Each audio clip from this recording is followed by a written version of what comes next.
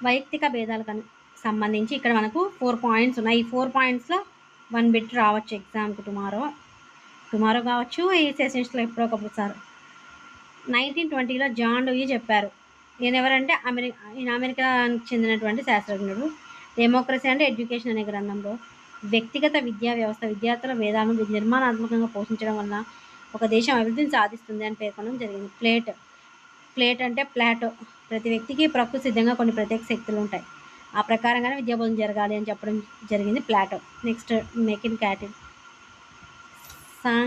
సంఖ్యాక శాస్త్ర పద్ధతిని యూజ్ చేసి వైయక్తిక భేదాలను అధ్యయనం చేసిన వ్యక్తి ఎవరంటే మెకిన్ క్యాటిల్.